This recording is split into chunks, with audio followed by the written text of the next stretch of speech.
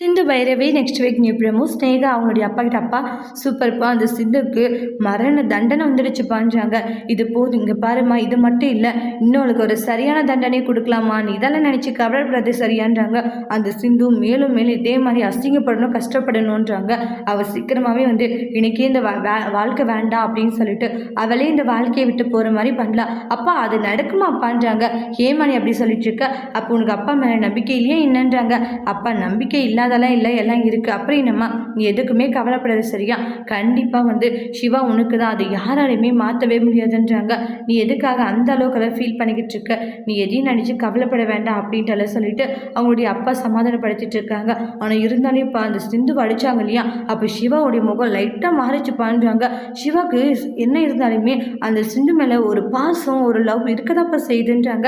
நீ கவலைப்படாதம்மா ஸ்னேகா, எல்லாமே சரி செஞ்சிடலாம். சிவாவை ஃபுல் அண்ட் ஃபுல் நம்ம கண்ட்ரோலுக்கு எடுத்துகிட்டு வரலாம். ஏன் அவங்க பெரியம்மா பேச்சை கூட அவன் கேட்காத அளவுக்கு பண்ணிடலாம். அப்பா அது மட்டும் நடக்கவே நடக்காதுப்பா என்றைக்கும்.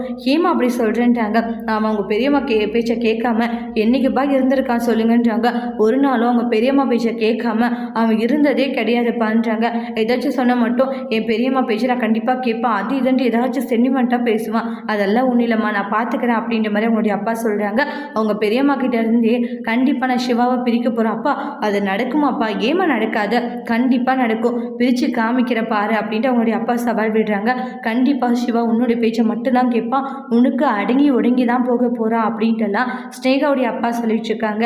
எப்படி நம்ம சிவாவை டோட்டலாக அவங்க மாற்ற போகிறாங்க, சிவாவுமே அவங்க பேச்செல்லாம் கேட்டுட்டு டோட்டலாக மாற போகிறாங்களா அப்படின்றது நெக்ஸ்ட்டு வரக்கூடிய ப்ரெமோவில் வெயிட் பண்ணி பார்க்கலாம். தேங்க்யூ.